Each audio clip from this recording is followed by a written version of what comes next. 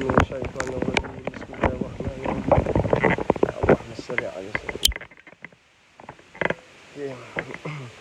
Auzubillahi minasyaitonir rajim. Bismillahirrahmanirrahim. Alhamdulillahirabbil alamin wassalatu wassalamu ala asyrafil mursalin wa ala alihi wa sahbihi ajmain. Allahumma shalli ala sayyidina Muhammadin abdika wa rasulika nabil ummi wa ala alihi wa sahbihi wa barak wassalam. Assalamualaikum warahmatullahi wabarakatuh. Apa kabar teman-teman, sahabat-sahabat, ibu-ibu, ayah-ayah? Mudah-mudahan insya-Allah kita semua dalam keadaan terbaik insya-Allah. Mudah-mudahan sepanjang hari ini hari yang Allah berkati, Allah rahmati. Inilah perjalanan hidup kita. Dan setiap masa kita ingatkan diri kita bahawa dunia ni bukan destinasi kita.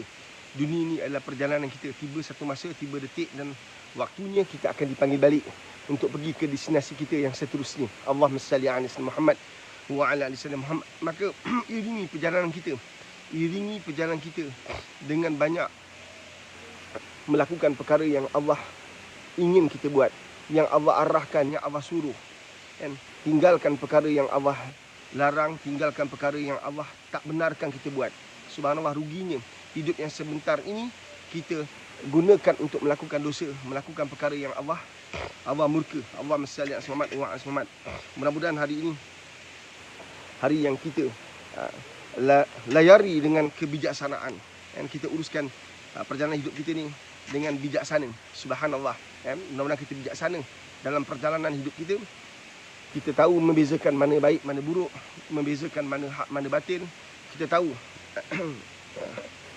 bahawa perjalanan kita, yang paling penting kita setiap masa muhasabah diri kita. Kita ingatkan diri kita bahawa kita ni akan memikul, dan tanggungjawab kita ni memikul apa saja yang kita buat. Kita akan dipertanggungjawabkan di hadapan Allah. Itu paling penting. Dan jangan sesekali, sahabat-sahabat, teman-teman, kan, kita hidup dengan kepercayaan bahawa apa yang kita buat ni, yang kita risau macam begini. Kita takut perkara salah tapi kita percaya itu betul. Kita takut, aku bukan mengumpat. Aku cakap, aku bagi tahu kat engkau supaya engkau faham bahawa engkau jangan terperangkap. Dia cuba menghalalkan perbuatan dia yang salah, kan? Konon-konon nak selamatkan orang lain. Faham tak? Dia menghina orang, dia fitnah orang, tapi dia pandang pada sudut yang dia tu sebenarnya sedang buat benda baik. Nampak tak? Tanpa mengambil tahu tentang apa yang Allah benarkan, kan? Tanpa mengambil tahu apa yang Allah larang. Dia hidup dengan kepercayaan yang dia cipta sendiri. Ramai orang macam tu, kan? Kenapa engkau percaya apa dia cakap? Dia cakap betul apa? Kan? Kalau dia tak cakap, aku tak tahu tau. Kalau dia tak cakap, aku tak tahu. Nampak tak? Akhirnya kita percaya bahawa dia bercakap benda benar. Hakikatnya, akibat daripada dia cakap tadi, kita telah mempunyai kebencian pada orang yang diceritakan. Nampak tak? Sedangkan kita tak ada masalah dengan orang tu, tapi sebab dia cerita pada kita, kita jadi benci kat orang tu. Sebab dia cerita pada kita, kita jadi ragu-ragu orang tu. Sebab dia cerita kat kita, kita menjadi hilang keyakinan pada orang tu. Nampak tak? Tapi orang yang cerita ni, dia benar-benar berjaya meyakinkan kita bahawa dia itu benar. Maka kita, sebab dia adalah kenalan kita, maka kita beranggapan dia juga benar. Ini yang kita takut, kan? Kita buat maksiat dalam keadaan kita percaya kita benar. Kita buat dosa, tapi seakan-akan kita percaya bahawa kita dapat pahala, kan? Dia ceritakan ada seorang, kan? Dia meninggal dunia. Kemudian bila dia dibangkitkan, dia dipertontonkan dengan terlalu banyak kebaikan, kan? Maka dia tanya, aku taklah hebat kat dunia ni, aku orang biasa saja, kan? Kenapa sebanyak ini kebaikan yang Allah kirim kepada aku, kan? Apa kata Allah pada lelaki ni?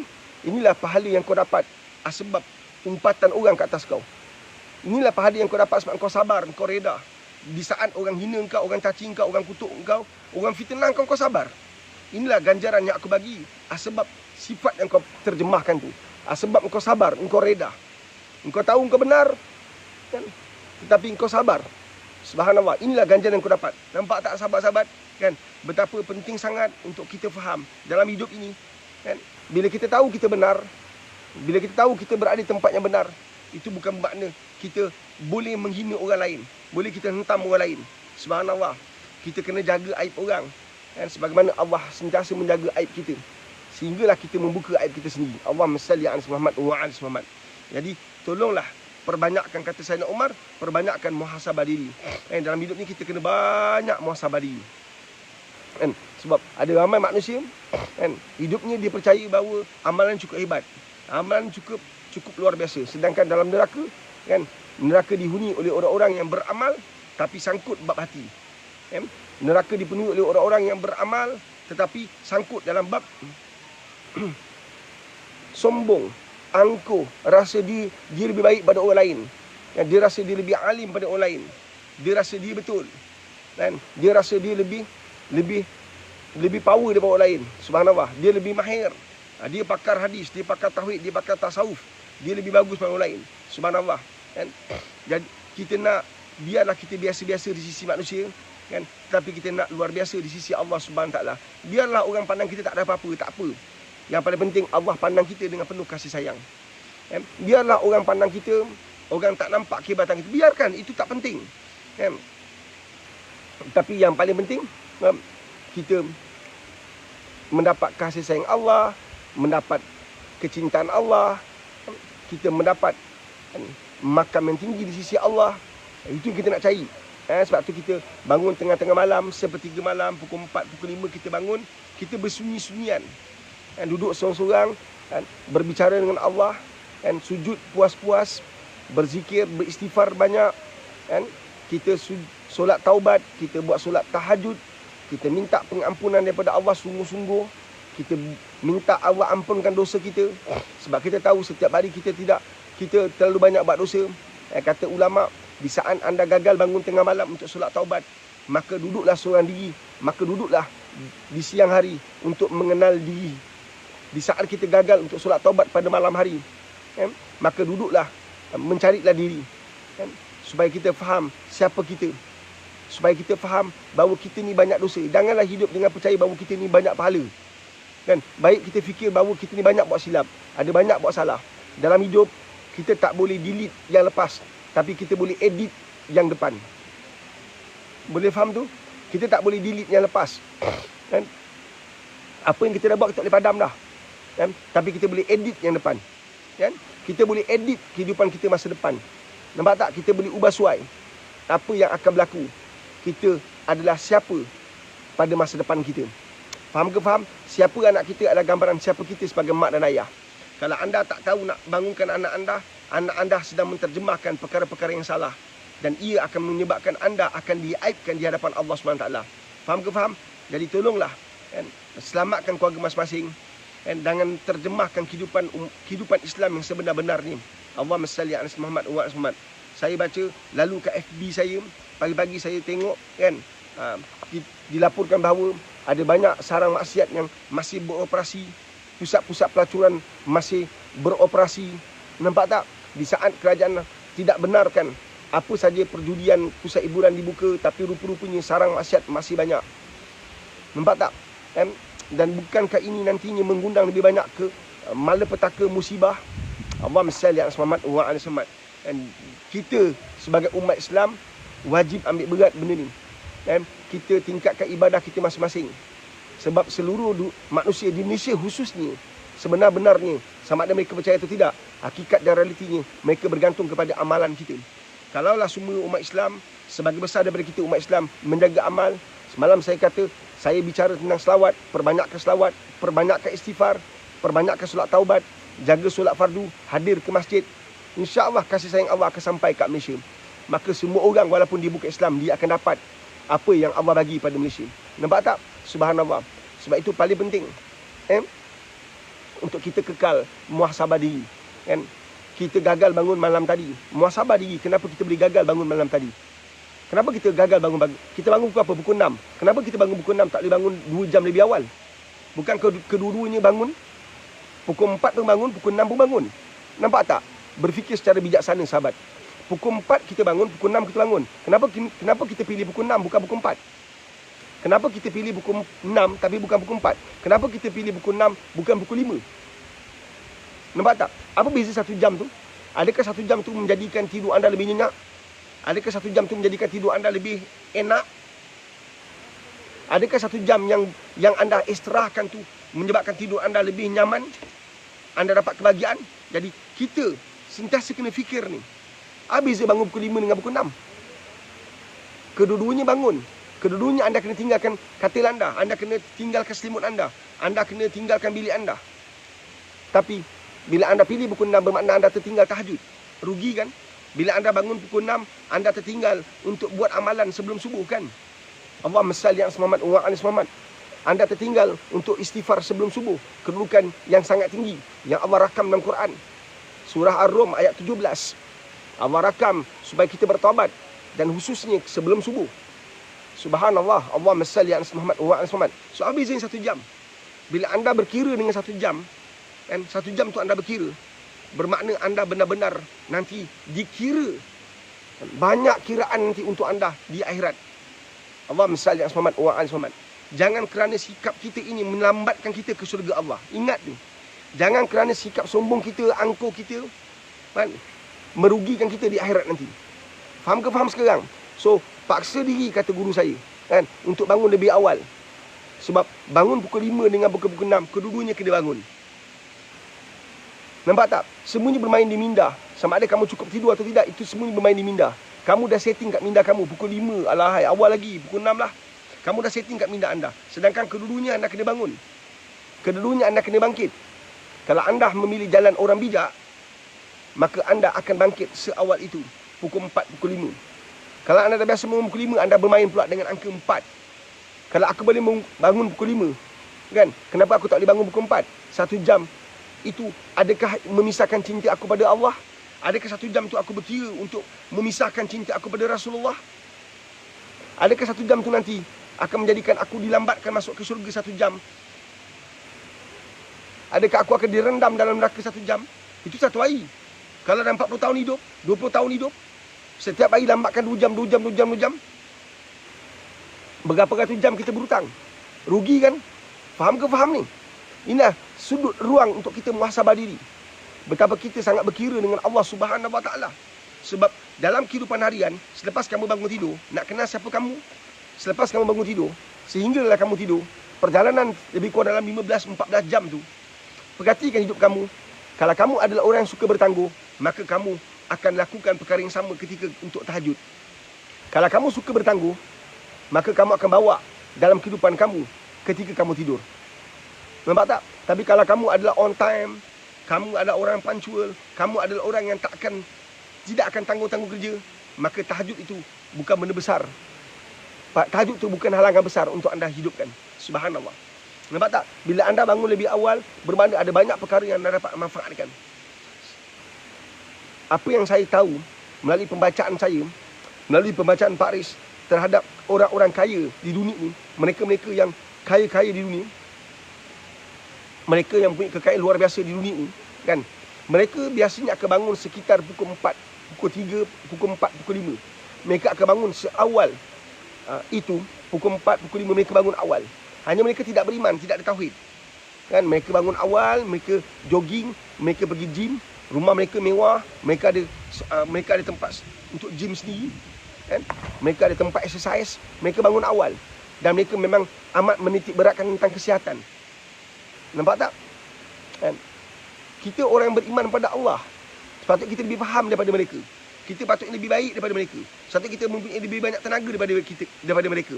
Sepatutnya kita lebih bersungguh-sungguh berbanding mereka. Sebab kita dah faham tentang syurga neraka. Kita faham tentang hari kebangkitan. Kita faham ada buku amal.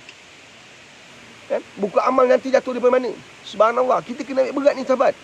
Kan? Buku amal tu jatuh daripada mana? Kan? Malanglah kalau jatuh sebelah kiri. Malanglah kalau jatuh sebelah belakang. Allahumma salli ala Muhammad wa ala Muhammad. Bukankah kita sedang mengubah suai perjalanan hidup kita? Kita sedang edit supaya kita lebih baik. Faham ke faham? Kita sedang membina masa depan kita. Kalau anda seorang ibu dan ibu yang terbaik, ayah yang terbaik, anda memang lebih mudah untuk pimpin keluarga anda. Lebih mudah untuk pimpin anak-anak anda. Faham ke faham ni? So, bila anda adalah orang yang tak berkira, anda bangun pukul 5, anda bangun. Banyak ibu, dia boleh bangun awal untuk siapkan sarapan pagi. Ibu, kalau anda dah bangun pagi, wajibkan diri anda sebelum anda pegang piuk, sebelum anda pegang sondek, sebelum anda basuh pinggan mangkuk, sebelum anda kosek beras, sebelum anda berada di dapur, pastikan anda berada di satu ruang, di satu sudut, satu sisi yang mendekatkan anda dengan Allah SWT. Ambil solat tahajud 2 rakaat dulu. Ambil solat sunat tahajud 2 rakaat. Nak cantik, nak molek, nak bahagia, nak indah, Kan? Lepas ambil wuduk, buat solat sunat 2 rakaat. Solat sunat wuduk 2 rakaat. Buat solat sunat wuduk 2 rakaat, kemudian bersambut dengan solat sunat tahajud 2 rakaat. Faham ke faham? Solat sunat tahajud 2 rakaat di setiap sujud. Maknanya 4 kali sujud. Setiap sujud tu doalah pada Allah. Letakkan harapan, pancarkan, hamparkan harapan dan impian anda, keinginan anda, atau terjemahkan rasa kekesalan ke atas dosa-dosa kita buat, kesilapan kita sepanjang hari itu. Allahumma salli ala Muhammad wa ala Muhammad. Kemudian kita relax sekejap, kita istighfar. Kan? Kemudian kita teruskan urusan dapur kita untuk siapkan masakan, untuk siapkan hidangan sarapan pagi anak-anak kita. Insya-Allah ia akan menghasilkan sesuatu yang terbaik. Anak-anak kita makan sarapan pagi tadi, dia ambil sarapan pagi yang disediakan oleh seorang hamba Allah, iaitu ibu dia yang baru saja sujud pada Allah, yang bertahajud, yang mendekatkan diri pada Allah. Subhanallah, indah sebuah kehidupan. Cantik hidup ni. Sebab tu dan tuan-tuan dan puan, sahabat-sahabat ibu-ibu, kan, janganlah banyak bergantung pada orang. Bergantunglah pada Allah SWT. Nampak tak? Bila kita, bagaimana nak bergantung pada Allah ni Pak Riz? Bangun pagi-pagi, jaga tahajud masing-masing. Bangun pagi-pagi, jaga tahajud masing-masing. Nampak tak? Ingat ni, kan? Jangan bergantung pada manusia. Tak apa, partner aku okey. Tak apa, aku kalau lambatkan, aku punya kawan akan pancakan untuk aku, akan siapkan. Ini semua adalah perkara yang merugikan anda. Kan? Anda sedang menzalimi diri anda sendiri. Ruginya. Nampak tak? Hiduplah bergantung pada Allah. So, bila kita nak ajar diri kita bergantung pada Allah, bangun pagi-pagi. Sebab pagi-pagi tu kita dah bergantung pada Allah. Kita dah sandarkan diri kita pada Allah SWT. Nampak tak? Jangan percaya bahawa kita ni businessman, kita ada tim yang hebat, kita ada pekerja yang power, maka syarikat kita akan berkembang. Ini semua adalah penipuan. Kan? Pemalsuan kepada pemikiran kita. Kan? Bergantunglah pada Allah, maka Allah akan hadirkan orang yang hebat dalam hidup kita. Bergantunglah pada Allah, maka Allah akan bantu perjalanan hidup kita. Bergantunglah pada Allah, maka Allah akan permudahkan segala kesulitan kita. Bergantunglah pada Allah. Percayalah, Allah akan bawa kita keluar daripada segala permasalahan. Nampak tak? Bergantung pada Allah. Bergantung pada Allah. Allahumma salli ala Muhammad wa ala Muhammad. Faham ke faham ni?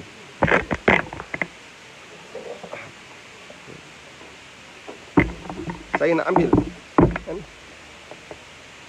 Apa kata Ibnu Taimiyah, kan? Ibnu Taimiyah, jangan pernah bergantung. Ambil ni. Jangan pernah bergantung terlalu banyak kepada sesiapa pun di dunia ini. Jangan terlalu bergantung sangat pada manusia ni. Jangan. Kerana bahkan bayangan milikmu, bayang kita sendiri akan meninggalkanmu saat kamu berada di dalam kegelapan. Bukan orang, bayang-bayang kita pun tinggalkan kita di saat kita dalam kegelapan. Nampak tak dia punya logik? Boleh faham tak? Bukan kata orang, bayang-bayang kita pun akan tinggalkan kita di saat kita dalam kegelapan. Di saat kita susah, orang akan tinggalkan kita. Siapa pernah jatuh, dia fahamlah bicara ini. Siapa pernah susah, sedang susah, anda fahamlah bicara ni. Seperti mana soalan pada hari ini. Bagaimana, kan? Salah follow Pak Riz ni, stres, tertekan, masalah rumah tangga, kena buang kerja, datang pula masalah rumah tangga, dapat tekanan daripada bertua pula, suruh isteri tuntut cerai, dia tengah jatuh, dia tengah susah, kan? Sepatutnya kita ni macam ibarat tek tali, kan? Lagi ditarik, lagi bersemangat kita tarik. Lagi kita ditarik, lagi bersemangat kita bertahan. Dalam hidup ni kita kena bersatu. Suami isteri bila jatuh bersama-sama. Biar kalau suami kita jatuh, kita sama-sama rasa jatuh dia. Bila suami kita susah, kita rasa sama-sama susah dia. Bila suami isteri kita susah, kita sama-sama rasa susah isteri kita. Jangan kita kata, padan muka awak tak dengar cakap saya. Bukan itu caranya kita bangunkan sebuah keluarga yang lebih baik. Bila anak kita dalam keadaan tertekan, SPM dah dekat, tahun depan walaupun SPM tahun depan, tapi masa makin mencemburui dia dalam kesusahan, kita jangan hentam dia, jangan lanyak dia. Ayah dah kata, kau tak nak study, kau tu apa jadi sekarang? Bukan. Kita support dia, kita bersama dengan dia, kita raih dia. Nampak tak? Dia dah ada masalah, kita hentam lagi, bertambah masalah lagi. Faham ke faham? So dalam kehidupan, bila kita bergantung pada Allah SWT, Allah akan hantar lebih banyak orang yang terbaik dalam hidup kita. Allah akan hantar penyelesaian. Kadang-kadang puas kita fikir, tak dapat selesai masalah. Fikir tak dapat. Tapi bila kita bergantung pada Allah, ini tips dia. Bila kita mula bergantung pada Allah, satu demi satu Allah hantar. Ingat tu. Bila kita jauh pada Allah, Allah akan hantar orang-orang yang akan musnahkan iman kita. Faham ke faham ni? Faham ke faham? Bila kita jauh pada Allah, kan? Pak Riz, saya sembahyang. Dah pernah cek tak sembahyang kita? Rasa nikmat tak sembahyang kita? Rasa lazat ke ibadah kita? Nampak tak? Bukan main cantik berselawat, tapi di ruang lain kau entam orang. Bukan main cantik kau berselawat di satu ruang, tapi tempat lain kau 4 orang. Dalam WhatsApp lain kita 4. Nampak tak? Di satu ruang yang lain kita memuji-muji Rasulullah SAW. Dah pernah cek tak? Dah pernah muhasabah diri kita sendiri tak? Kita ada banyak WhatsApp group kan? Nampak tak? Di WhatsApp group yang orang cerita pasal hadis, bukan main bagus kita berselawat-selawat. Di satu WhatsApp group yang kepala semua gila-gila, kita pun jadi gila. Dah cek tak diri kita? Nampak tak? Bila kita jaga amal, Allah akan tahu orang baik dalam hidup kita. Kenapa orang hantar manusia? Kenapa Allah hantar manusia-manusia yang fitnah orang, kamu boleh percaya? Kenapa Allah hantar kamu dihampirkan dengan orang-orang yang fitnah orang? Sebab kamu sendiri sedang fitnah diri kamu. Kamu sedang menzalimi diri kamu. Kamu sedang sabotas diri kamu. Subhanallah. Allahumma salli ala sayyidina Muhammad wa ala Muhammad. Faham ke faham ni? Nampak tak? Pak Aris, kenapa banyak orang ni suka dekat dengan saya? Orang macam mana? Orang baik atau orang buruk? Destinasi anda yang fikir, anda yang pilih sendiri. Kan? Takdir anda boleh tentukan nak buat benda baik atau buruk. Kan? Anda lebih banyak pasar raya daripada masjid. Ketika azan dilaungkan, anda masih lagi meeting. Ketika azan dilaungkan, anda masih lagi depan komputer. Ketika dah masuk waktu, anda macam tak faham tentang waktu. Tapi belajar matematik kat universiti. Belajar ekonomi kat universiti. Nampak tak? Tapi waktu kita langgar. Ketika Allah panggil, kita buat tak tahu je. Tapi kalau bos panggil, cepat datang. Allah panggil, Allahu Akbar, Allahu Akbar. Nanti dulu. Roti canai belum habis. Nanti dulu. Kan? Tengah order makan. Nak masuk azan ni baru nak order makan. Melainkan kita benar-benar lapar. Allahumma salli ala sayyidina Muhammad wa ala Muhammad. Faham ke faham? Jom kita kenal diri kita. Kan? Dengan hadirkan diri anda dalam seminar Pak Lis 8/8. Di mana tu Pak Lis? Di rumah masing-masing. Kita gunakan sistem online, seminar hashtag bersama Pak Lis. Kita bicara tentang kehidupan. Kita bicara bagaimana menjadi seorang ayah yang terbaik, suami yang terbaik, ibu yang terbaik, isteri yang terbaik. So 8/8 kan, insya-Allah minggu depan kan. Minggu depan. Kan? Seminar online kita minggu depan insya-Allah. Dan paling best, paling menarik, paling hebat ialah anda dapat menyumbang sesuatu pada madrasah Pak Lis. Ini kita berada di Madrasah Tahfiz Al-Quran Rabi'atul Adawiyah. Setiap pembayaran seminar anda adalah sebahagian daripada itu dimanfaatkan untuk pembangunan madrasah, pengurusan madrasah, operasi madrasah. Allah undahnya hidup. Kita bagi soalan. Saya dimaklumkan banyak soalan. Okey, kita bagi soalan yang pertama. Kita jawab dengan pantas kalau banyak soalan. Soalan daripada personal messenger. Ya, PM. Okey. Assalamualaikum Pak Aris. Suami kata tak ada istilah suami curang sebab suami boleh kahwin 4. Itu diistilahkan sebagai pengkhianat rumah tangga ke? Bagaimana pula wanita yang layan suami kita di alam maya tu? Tiba-tiba marah kita, dia tuduh saya ugut dia. Dia nak report polis dan saman saya. Salah saya ke? Salah ke saya tak meredai walaupun saya sudah memaafkannya? Padahal saya isteri yang sah, bukan dia.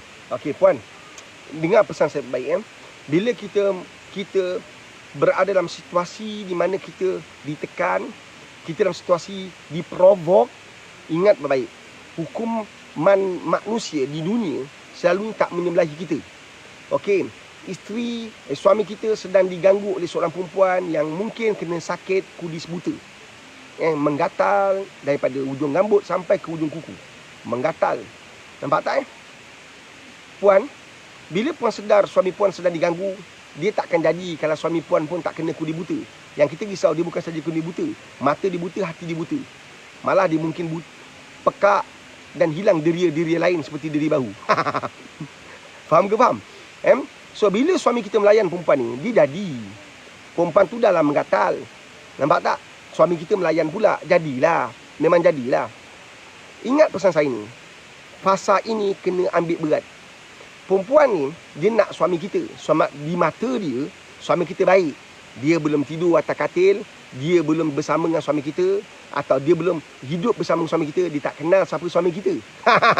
Kan? Sekarang memanglah kentut pun bau busuk, bau wangi. Kita dah kenal suami kita dah 10-15 tahun kahwin, kita tahu perangai dia. Dengar puan, bila dia masuk dalam kehidupan puan, dia telah mengenali suami puan layan, puan rasa bahawa dia yang menggatal, dia yang bersalah. Kemudian mesej puan, kata-kata puan boleh memerangkap puan bila dia buat laporan polis, walaupun kita benar. Puan faham tak ni? Kau kata suami aku kau jaga kau, aku dapat kau kebunuh kau. Itu dah jadi provok. Dari sisi sudut undang-undang kita tetap salah.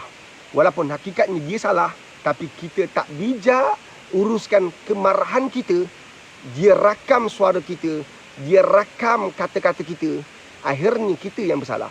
Berhati-hati, banyak orang perempuan dia tak perasan. Akhirnya dia dapat suami kita, dia dapat harta kita, kita pula dihumban dalam penjara. Kita pula naik mahkamah. Suami kita pula benci kita. Konon-konon kita yang provok perempuan tu. Nampak tak? So berhati-hati dalam bab ni, kan? Banyak wanita tidak dinasihati dalam bab ni. Kita terlalu marah sebab dia kacau suami kita, maka kita keluarkan kenyataan-kenyataan yang boleh berbau hasutan atau fitnah atau ugutan.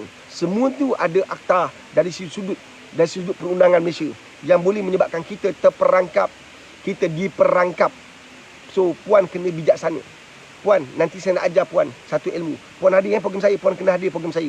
Dah ada tak dalam mesej ni, dalam FB ni? And puan hadir lah. Hadir program saya 88. Nanti saya ajar. Ada kaedah. Ada kaedah. InsyaAllah. Puan nak tunjuk perempuan duluan. InsyaAllah. Jangan jumpa bomo. Kita ada kaedah dalam Islam. Ada teknik puan. InsyaAllah. Mana yang dizalimi, yang diseksa, jom datang 88. Saya tak boleh kongsi benda macam terbuka-terbuka macam ni. Ni kadang-kadang ada orang yang akan serang kita balik. Kan? Kita buat program tertutup. InsyaAllah. Kan? Mudah-mudahan Allah rahmati kita. Puan, next. Begini puan. Kalau suami puan telah digoda, kan? Dan dia terpaut. Mungkin dia sedang berpaut di dahan yang rapuh. Bila masa dia boleh terkucil, boleh jatuh. Kita sedar. Puan nak selamatkan suami puan tak? Kalau puan masih nak selamatkan suami puan, puan jaga amal. Puan bangun tengah malam, jaga tahajud. Puan buat ibadah. Mudah-mudahan menjadi asbab puan punya ibadah tu, kan, hidayah Allah sampai pada suami puan, asbab kita ada keluarga.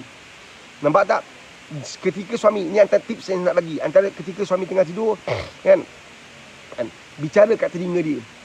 Bicara kat telinga dia, kan, bicara tentang harapan puan pada dia. Bang, abang imam pada saya dan anak-anak abang. Berubahlah bang, jadi yang terbaik bang. Abang harapan saya bang. Subhanallah, abang adalah imam kepada kehidupan saya dunia akhirat bang. Tolonglah bang, berubah bang. Kita bicara. Kemudian kita pergi kat tikar sejadah kita bicara dengan Allah pula. Wahai Allah, kan, aku sedang diuji. Aku tahu ya Allah, ujian ini sesuai dengan kemampuan aku. Wahai Allah, aku mohon ya Allah, kau tunjukkan kemampuan aku tu. Ya Allah, aku reda dan kau bekalkan kekuatan untuk aku sabar. Minta. InsyaAllah puan akan menang dapat tempuran ni. Percayalah. Jaga amal puan. Itu paling penting. Jaga amal. Bangun tengah malam tahajud. Salah satu cara untuk kita atasi masalah kita ialah dengan bertahajud. Next, soalan seterusnya. Soalan sumber daripada WhatsApp. Saya isteri nombor 2. Isteri pertama tidak izinkan suami datang jumpa dan beri nafkah pada saya. Selama berkahwin 8 bulan, hanya 3 kali kami dapat tidur bersama. Ini dah hampir 5 bulan, suami tak pernah nak tidur bersama saya, isterinya. Saya nak bagi tahu sikit pada semua follower saya.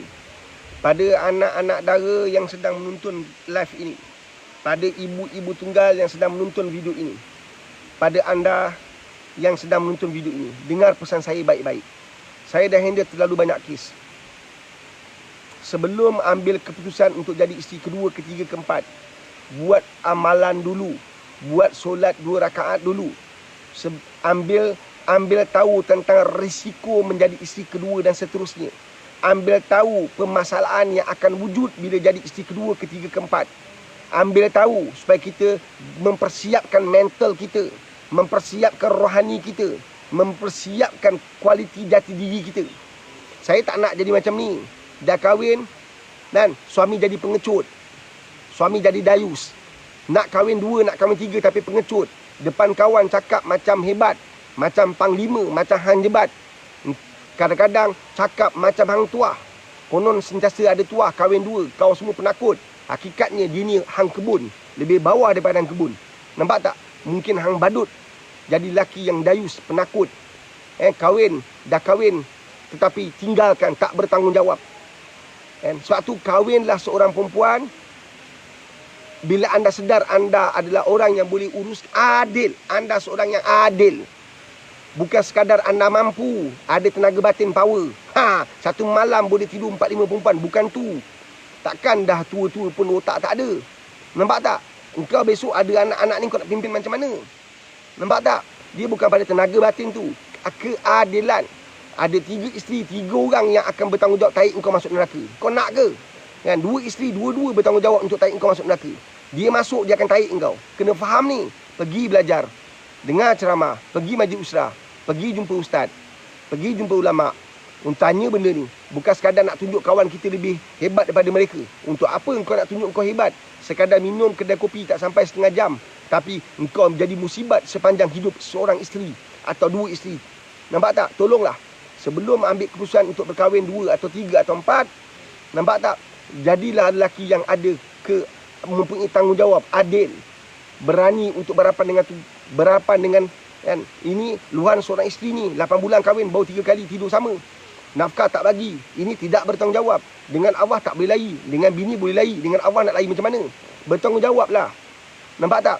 Berani untuk bercakap dengan isteri yang pertama. Isteri pertama rasa dia dizalimi. Isteri pertama rasa dia dikhianati. Ya, dia berhak untuk rasa macam tu. Kan? Sebab kamu kahwin secara senyap. Kamu kahwin tak jujur. Kamu kahwin dalam keadaan yang kamu tahu kamu tak boleh handle isteri pertama. Macam mana kamu nak kahwin kedua, yang ketiga, keempat? Ada orang kahwin 2, bahagia je, okey je. Sebab dia settle sebelum kahwin. Dia bergaduh macam nak erak sebelum kahwin. Nampak tak? Bila kahwin, aman damai. Yang kita takut, yang kita bimbang, ialah dia sebelum kahwin okey. Dah kahwin macam nak erak perang. Akhirnya, nak balik isteri yang sah. Isteri kedua itu isteri yang sah. Nak balik senyap-senyap. Kan? Macam ada fair pula. Macamlah perempuan simpanan pula jadinya. Ini semua tak betul. Ini semua adalah perkara yang Nabi tak pernah ajar. Kita sedang mencoreng arang di kan, dalam perjuangan Nabi SAW. Nabi Islam benarkan kahwin 4, tapi macam mana? Kan? Ini solat penggongak, tiba-tiba ada impian nak kahwin 4, nak kahwin 2. Kan? Zikir jauh, Quran entah mana pergi. Nampak tak? Dengan anak pun tak ada masa nak duduk sama, nak dengar bicara anak. Tiba-tiba kahwin perempuan yang seusia macam anak kita. Takkan dia teruk perangai. Dan umur dah 50 lebih, kahwin dengan budak 18 tahun. Nampak tak? Nak yang power-power. Tapi hakikatnya tak adil. Jaga solat tak buat. Tak jaga solat. Tak jaga zikir. Tak pegang Quran. Nampak tak? Lebih banyak pegang pen daripada Quran. Tak malu ke dengan Allah? Nampak tak? Lebih banyak pegang steering. Malu lah sikit kita ni. Kita kena malu lah. Semua sekali lah. Termasuk aku. Nampak tak? Kau tak malu ke? Tak kisahlah suami ke isteri. Tak malu ke kita lagi banyak pegang steering kereta daripada pegang Quran? Tak malu ke kita? Lagi banyak pegang steering. Kau rasa apa? Steering tu boleh bergerak ke tanpa izin Allah? Quran tu kau tak nak pegang. Steering kau boleh pegang. Tak malu ke? Kadang-kadang kita disibukkan dengan baby. Kita lagi banyak pegang baby kita daripada pegang Quran. Kalau tak banyak masa pegang Quran, berpeganglah dengan penuh kenikmatan. Seperti kau pegang baby, kau penuh nikmat. Nampak tak? Seperti kau rasa terhibur ada baby kat dalam dakapan kau. Kau tak terasa terhibur ke dakap Quran? Dan inilah puncanya yang menyebabkan rumah tangga banyak rosak, rumah tangga banyak hancur, rumah tangga banyak berantakan. Sebab ini asas tak ada. Khusus kahwin pun tak bawa Quran, peluk Quran, cinta, tak ajar. Ini jadi masalah. Allah masal Muhammad wa ala Muhammad. Nampak tak? Jadi kembali pada Allah. Kembali pada Allah. Puan yang tanya soalan ni, mudah-mudahan anda ada dalam live saya. Kalau anda berhadapan dengan situasi macam ni, masih berterusan, anda kena kembali pada Allah. Rujuk juga, anda boleh rujuk juga kepada Jabatan Agama Islam. Tapi yang paling penting, anda kembali pada Allah. Jaga amal. Jaga amal. Banyak baca Quran sebab Al-Quran adalah panduan. Al-Quran adalah panduan. Al-Quran adalah magnet paling mahal. Bila suami anda datang, anda yang kaya dengan bacaan Quran, sementara suami tak ada, anda sentiasa baca Quran. Baca menangis, jaga tahajud. Suami datang, disayang kamu. Percayalah, disayang kamu. Dia akan sayang kamu. Suatu perasaan yang dia tak dapat gambarkan. Dia sayang kamu. Sebab hidup kamu sentiasa bersandar kepada Allah. Sentiasa baca Quran. Baca, hantar ke Allah. Baca, hantar ke Allah. Baca, hantar harapan anda pada Allah. Ya Allah, aku kesunyian. Orang yang beriman pada Allah, suami tak ada kat sebelah, isteri tak ada kat sebelah, dia tak pernah rasa sunyi. Pasal apa? Dia ada Allah. Itu kunci kuat orang yang beriman, bertakwa pada Allah Subhanahu wa ta'ala. Faham ke faham? Orang yang ada Allah, dia tak pernah rasa sunyi. Orang yang ada Allah, dia tak pernah rasa kesepian. Allah SWT. Soalan. Soalan daripada follower. Saya dan suami masing-masing perkahwinan kedua. Kami tinggal di rumah pusaka belah suami. Baru-baru ni adik-beradik suami tuduh saya gunakan sihir terhadap suami saya. Sampaikan mereka pukul saya. Saya dihalau keluar dari rumah dan suami tak membela saya. Saya nak duduk rumah anak tetapi anak tak nak terima saya. Isunya sebelum ni dia tak terima saya kahwin kali kedua. Sekarang ni saya balik kampung tinggal bersama adik. Untuk makluman Pak Riz, dulu suami saya bercerai pun disebabkan adik-beradik mereka juga. Saya buntu Pak Riz. Dah saya kata tadi kan. Apa dia? Sebelum berkahwin, kita dah matang. Kalau kita kahwin kali pertama, kita remaja. Nampak tak? Tapi bila kita kahwin kali kedua, ini dah cerita masa depan. Perjalanan untuk ke akhirat. Jadi kita tahu kahwinan yang pertama suami kita bercerai kerana adik-beradik dia. Maka kalau ia boleh bergaduh sebab adik-beradik, maka peristiwa yang sama akan berlaku. Nampak tak? Allah saja mereka tinggalkan, apa lagi kita? Nampak tak? Allah tu mereka tinggalkan. Apalah ada pada kita lagi lah mereka tinggalkan. Nampak tak puan? Puan duduk rumah buat amal.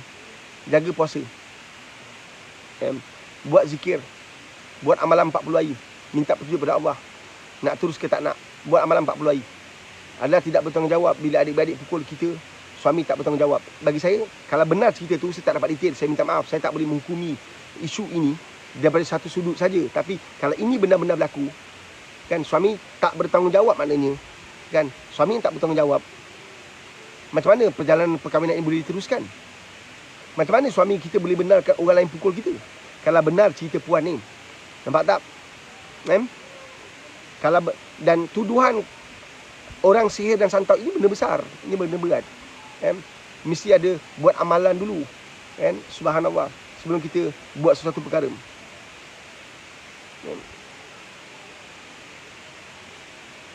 Next soalan. Jangan lupa tuan-tuan puan, tinggalkan nombor telefon anda untuk anda bersama dengan saya 888. Anda juga boleh tinggalkan nombor telefon untuk beli Syifa air bacaan 30 juzuk Al-Quran, insya-Allah. Anda juga boleh sumbangkan dana untuk Madrasah Pak Riz. Anda boleh pergi FB page Pak Riz, FB page Pak Riz. Anda tengok senang pay. Kat situ ada sumbangan setiap hari RM2. Boleh sumbang RM2, insya-Allah. Alhamdulillah. Soalan dari followers. Saya cuba istiqamah bangun sekitar jam 4 pagi, dirikan tahajud, zikir, istighfar. Tapi saya rasa banyak hanyut dari ingat Allah. Rasa sedih dan berdosa. Apa lagi perlu saya buat? Mohon pencerahan Pak Riz. Istiqamah. Dah buat betul lah tu. Dah buat betul. Istiqamah lah. Saya ada pasukan bola sepak, lawan kalah. Takkan saya nak bubarkan pasukan bola sepak tu jadi pasukan bola jaring. Itu bahasa paling mudah lah untuk kita faham. Istiqamah. Pasti akan menang. Setiap kemenangan akan bermula dengan kekalahan. Setiap yang berlari bermula dengan mengangkat. Setiap yang berdiri bermula dengan duduk. Faham ke faham? Bila anda bangun malam, anda tak rasa kehadiran Allah. Tapi anda bangun malam tu Allah yang izinkan. Anda yang tak rasa. Banyak muhasabah, banyak perlu Quran, banyak meniti air mata. InsyaAllah anda akan jumpa. Jangan give up dengan hidup. Iblis cuba menipu anda. Jangan tertipu dengan bisikan dia. Kau bangun malam pun buat apa? Bukan kau dapat apa-apa. Kau tengok hidup kau masih susah. Kau jaga tahajud, tapi hidup kau masih susah. Itu bisikan dia. Anda kena faham, kesusahan yang anda dapat ini, selepas anda bangun tahajud masih tak selesai. Itu maknanya, dalam bahasa yang mudah, dalam bahasa iman, Allah kekalkan masalah itu supaya anda kekal tahajud. Nampak tak? Kalau Allah tarik masalah tu, mungkin anda tak tahajud lagi. Boleh faham tak? Faham ke faham? Ingat tak kita nak ambil SPM dulu? Macam nak gila kita jaga tahajud. Macam nak gila kita jaga solat hajat. Macam nak gila kita puasa sunat. Sekarang mana ada lagi? Sebab SPM dah habis. Yang tanya budak-budak Hafiz 30 juzuk. Masa duduk kat madrasah, macam nak erak pegang Quran. Nampak tak? Baca. Lagi nak habis, lagi banyak dia hantar. Bila dah habis 30 juzuk, macam mana Quran? Mana Quran? Lebih sedih, menampakkan kebodohan. Kan? Dulu pelajar madrasah, pelajar tahfiz, pegang Quran kulu kili. Lepas dah habis 30 juzuk, keluar daripada madrasah, kerja bukan kerja berkait rapat dengan madrasah. Lebih banyak handphone daripada Quran. Nampak tak? Jadi sahabat, nak istiqamah tu yang paling penting. Istiqamah. Allah bukan nak tengok hasil, Allah nak tengok apa yang kau buat. Kan? Allah nak tengok apa yang kita buat. Subhanallah, Allah nak tengok apa yang kita buat. Bangun pagi-pagi, saya dah bangun Pak Riz, tapi saya tak dapat apa-apa. Jangan. Kau bangun tu Allah pilih tu. Bukan kau boleh bangun tanpa pilihan Allah. Allah pilih. Satu penghormatan besar engkau dibangunkan oleh Allah, satu penghormatan besar. Allah izinkan kau bangun, satu penghormatan besar. Allah yang benar kau bangun. Kau tahu tak berapa banyak ustaz, walaupun dia ustaz, dia tak dibangun pagi-pagi. Ini cerita madrasah, kena faham. Berapa ramai orang nampak alim, tak boleh bangun pagi. Kan? Ada orang saya bawa masuk dalam syarikat saya, dalam industri saya, dalam perniagaan saya, dalam madrasah saya, dia tak boleh bangun. Hebat 30 juzuk. Macam nak erak 30 juzuk, dahsyat. Tapi tak boleh bangun pagi. Macam mana pula seorang ustaz tak jaga tahajud? Aku yang terkejut. Macam mana? Sebab tu tahajud tu adalah sebahagian daripada perjalanan hidup orang-orang yang beriman. Nampak tak? Kena buat. Istiqamah sahabat, kena istiqamah. Next.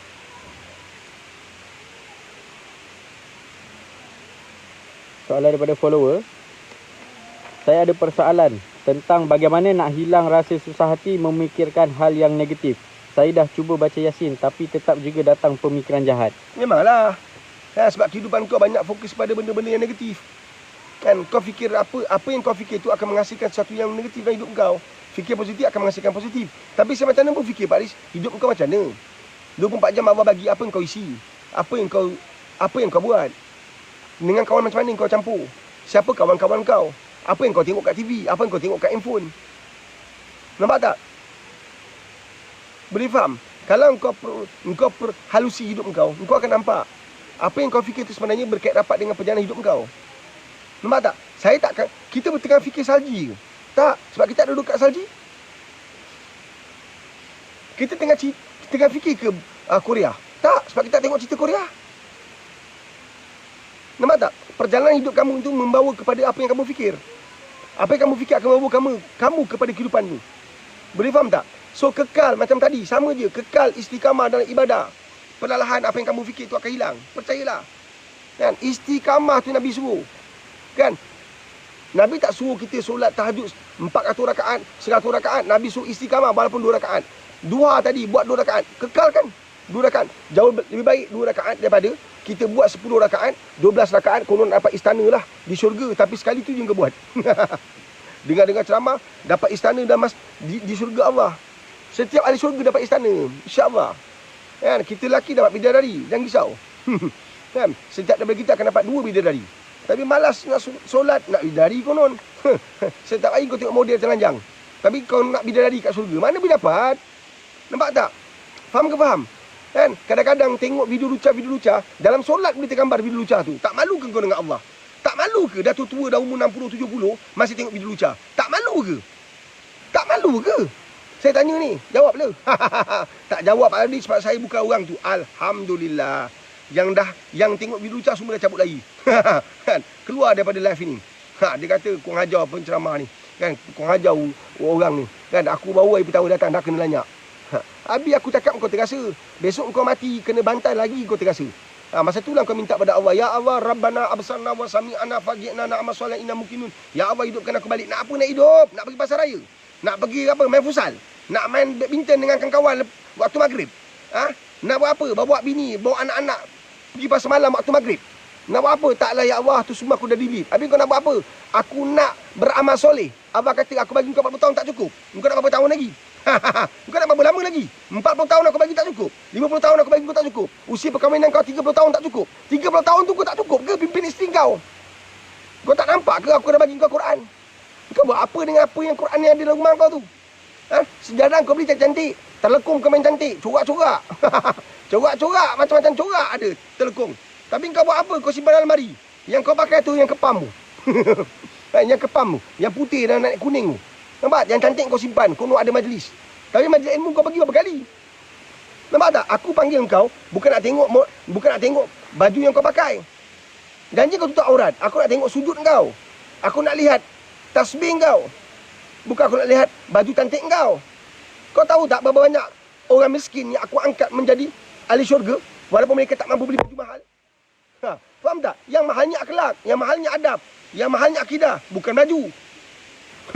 Nampak tak? Nak beli tasbih yang mahal. Kan? Tasbih mahal.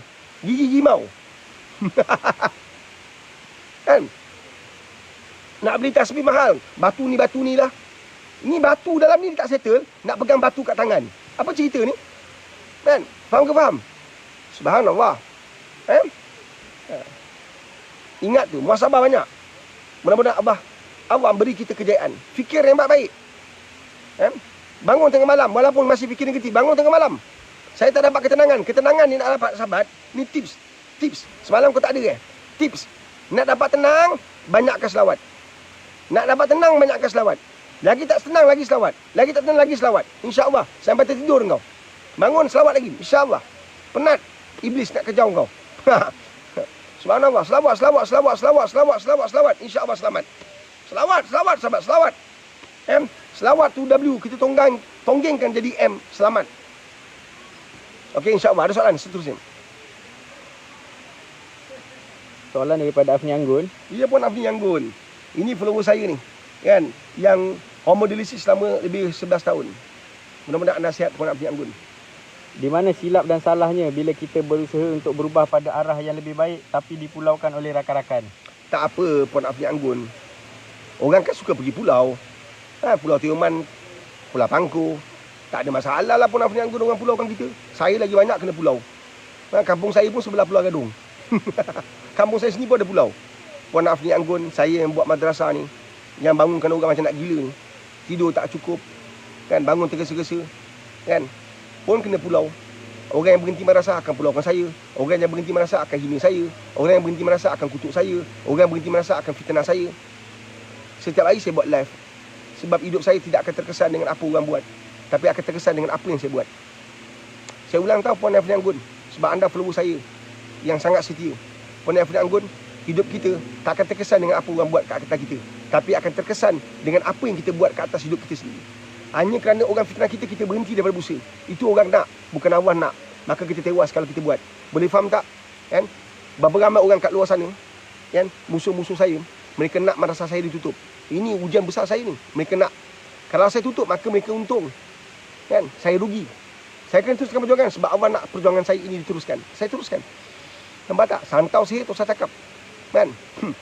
Macam-macam jin ada. Macam-macam jin ada. Kan? Allah masalli asmamat wa asmat. Kan? Puan Afni Anggun, dia orang pulau kita sebab pulau tempat yang penuh keindahan. Kan? Pulau ada tempat penuh nyaman. Lagi orang pulau, lagi bahagia kita. Faham? Sebab apa? Sebab kita tahu siapa kawan, siapa sahabat, siapa teman, siapa musuh. Nampak tak? Kalau orang di pulau kita, dia bukan orang yang akan selamatkan kita di padang mahsyar, dan dia tidak mungkin akan beri syafaat pada kita, bawa kita keluar daripada na'udzubillah min zalik. Kita tak nak, kan? Dia akan ingat kita di akhirat, bukan dia. So alhamdulillah, Allah dah tapis dan tapis. Subhanallah, berita baik untuk kita. Teruskan perjalanan Puan Afni Anggun. Tak semua orang suka Puan Afni Anggun pakai purdah, sebab mereka pandang Puan Afni Anggun dulu, bukan sekarang. Alah, dulu macam ni, kan, biarlah. Kan, Puan Afni Anggun kan dalam hati ada taman, kan. Saya tengok Puan Afni muzik bebas, kan, dalam hati ada taman ni Puan Afni Anggun ni, kan. Tak apa. Saya kadang-kadang pun tumpang suka tengok muzik, kan, menarik. Kan, teruskan. Anda buat orang lain juga bahagia. Kan? Allahumma salli ala Muhammad wa ala ali sayyidina Muhammad. Okey, ada soalan? Soalan daripada Rahma Jaafar. Ya. Assalamualaikum Pak Riz. Waalaikumsalam warahmatullahi wabarakatuh. Bagaimana nak menderma wang yang kita tahu datang dari saluran yang salah? Kemana saya nak berikan duit ni? Hamba Allah ni tak mengharapkan pahala, tapi tak mahu menanggung dosa. Buatlah, bagi kat aku. Buat jalan gaya. Betul, serius. Buat jalan gaya. Betul tak? Buatkan pagar. Betul tak? Tambak becak. Kan? Betul tak? Kan? Kalau banyak, cantik tu. Kan? Tak dapat pahala. Kan? Tak dapat pahala. Tapi duit tu, sekurang-kurangnya, tak dimanfaatkan untuk benda salah. Jangan diberanakkan. Hukumnya haram. Betul tak? Pergi beli kereta pula, jahanam. Duit haram, beli kereta, pakai tetap bayi. Beli baju, beli makan, lagi hancur. Jangan. Bagi madrasah. Madrasah tahulah, madrasah ni bijak. Kan? Bagi pondok. Kan? Kita buatkan jalan gaya. Kan? Jalan pun berlubang ni. Macam itulah. Kan? Kita cantikkan dah. Tanam pokok. Kan? Mudah-mudahan Allah pandang yang itu. Allah pandang yang itu. Mudah-mudahan. Nanti pasal hutan ni,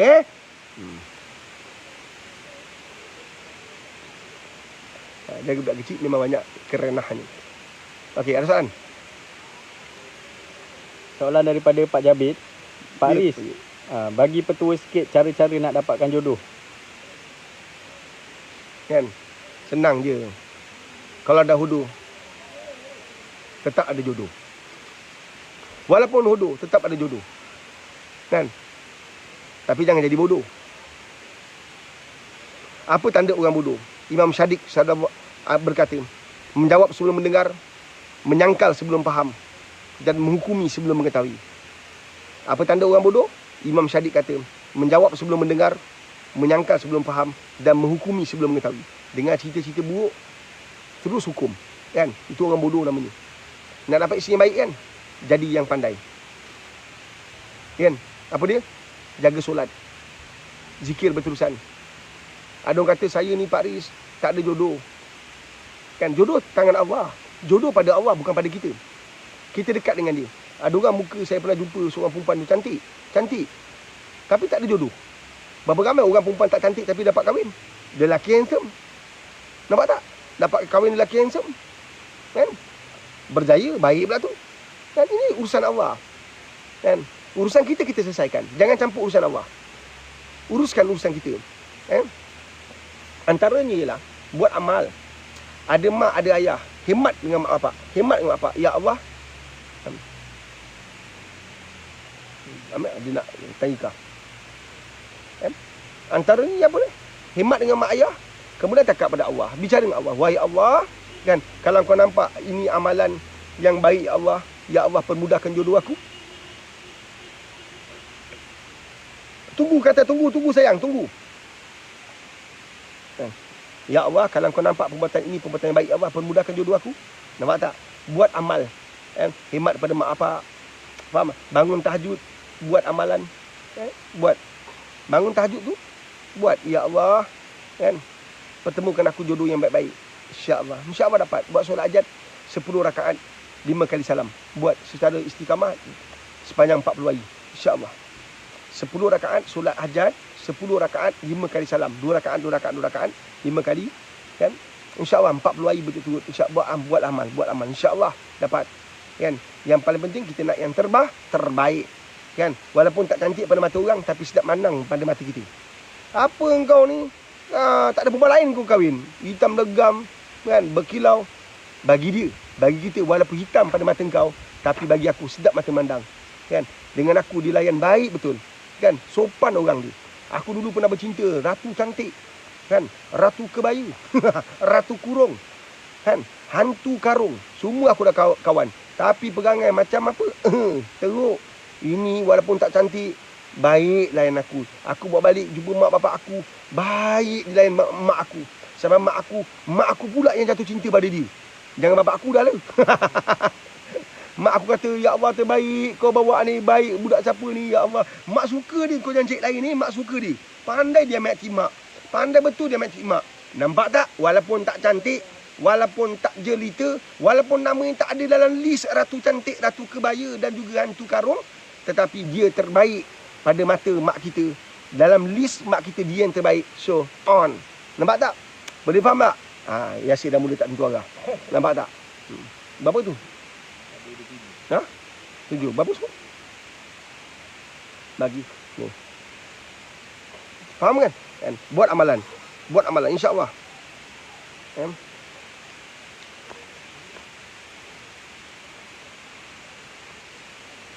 Boleh? InsyaAllah. Buat amalan itu je. Pak Riz kata, buat amalan insyaAllah berjaya dalam hidup kita. Tak payah tak payah nak sangat apa ni? Nak tapis-tapis, nak yang cantik, hidung mancung kan. Aku nak yang ada lesung pipit. Lesung batu kau nak tak? Nak lesung pipit lah, rambut ikan mayang lah, jalan ala-ala catwalk lah. Baik kau kahwin kucing je. Tak payahlah detail sangat. Yang penting dia baik, dia jaga amal, dia jaga solat. Kita test dia faham. Kan? Kalau anda perempuan, anda test tajwid pada lelaki tu. Test tajwid. Kan? Test bacaan Al-Fatihah dia, makras dia okey tak okey. Dah bagi dah duit. Berapa? 71. Okey, dah bagi. Faham ke faham ni? InsyaAllah. Ada soalan lagi? Soalan daripada follower. Saya ada masalah suami yang suka main judi online. Duit dicampur dalam akaun gaji. Bagaimana untuk saya nasihatkan suami agar berhenti demi keluarga dan anak yang bakal lahir nanti? Dunia semakin kita tak betul ke dunia tak betul? Kan? Memang kalau main judi online ni duit dapat pun online sedap, dapat duit. Kan, tapi musibah yang tunggu nanti besar tau. Kan Allah nanti, hey ya Allah. Saya dah jumpa banyak kes lah, Bila Allah bagi ujian, rumah tangga rosak, rumah tangga pecah belah, kan, anak disebut masalah, anak tu bagi makanan subahah, anak tu bagi makanan haram, anak tu jadi tak betul, anak tu berzina, anak buat maksiat. Ya Allah, panjang cerita. Apa anak nak buat? Kan? Setiap bayi kat rumah baca hadis. Suami join tak apa, baca hadis. Anak kecil tak apa, bacakan hadis. Baca hadis. Setiap bayi baca hadis. Lepas tu bagi tahu pada Allah, wahai Allah, mudah-mudahan keberkatan membaca hadis dalam rumah setiap hari ni, ya Allah, kan, membuka ruang pada suami aku meninggalkan maksiat. Kan? 2. Sama macam tadi, suami tidur bisikkan yang baik-baik. 3. Apa yang kamu masak akan beri kesan pada suami. Masak yang baik-baik, masak dengan zikir, masak dengan selawat, masak banyak istighfar, masak dengan baca ayatul kursi, baca alam nasrah, insya-Allah.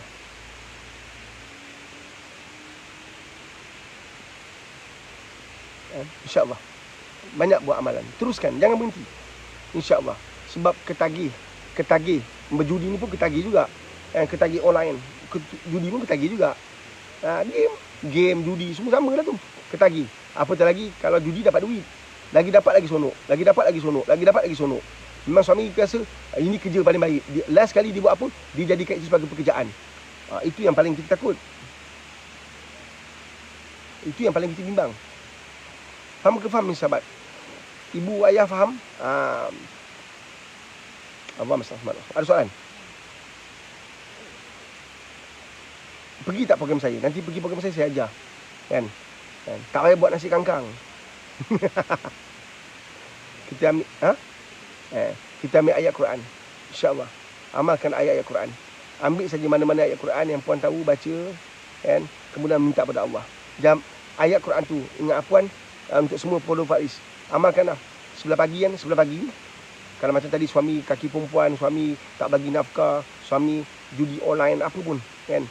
Ni yang saya tahu, saya sharing, kan? Amalkan setiap hari. Jangan miss. Kan? Baca surah Al-Balad dengan surah At-Takwir. Amalkan. Surah Al-Balad dengan surah At-Takwir. Amalkan. Boleh. Dan amalkan setiap hari. So jangan lupa tuan-tuan, tinggalkan nombor telefon. Ada program Pak Lis. Jom. Kan? Seminar 8.8. Kan? 8.8. Kan?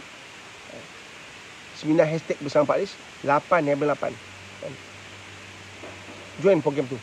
Dan tinggalkan nombor telefon. Anda boleh dapatkan air syifa juga. Air yang dibaca dengan bacaan 30 juzuk Al-Quran. Boleh juga, insya-Allah. Kan? Allahumma salli ala Muhammad wa sallam. Boleh faham? Kan? Baca yang air yang terbaca 30 juzuk Al-Quran, kita boleh hantar sampai ke rumah, insya-Allah. Kan? Usaha je kan? Dan kalau siapa anda nak bagi dana, anda boleh lakukan perkara yang sama, insya-Allah. So, jom. Kan? Jaga diri baik. Perbanyakkan selawat. Mantapkan amalan. Mudah-mudahan Allah berkati kita, Allah rahmati kita. Boleh? InsyaAllah. Terbaik. InsyaAllah. Kita tutup dengan doa. Alhamdulillah rabbil alamin. Wassalatu wassalamu ala asyrafil mursalin. Allah. Rabbana zalamna anfusana wa illam taghfir lana wa tarhamna lanakunanna minal khasirin. Rabbana atina fid dunya hasanah wa fil akhirati hasanah wa qina adzabannar wa qina adzabannar wa qina adzabannar. Wa sallallahu ala sayyidina Muhammadin wa ala alihi wa sahbihi wa baraka wasallam. Amin amin rabbal alamin. Tabakum minkum. Al-Fatihah. A'udzu billahi minasy syaitonir rajim. Bismillahirrahmanirrahim. Ya Rabb.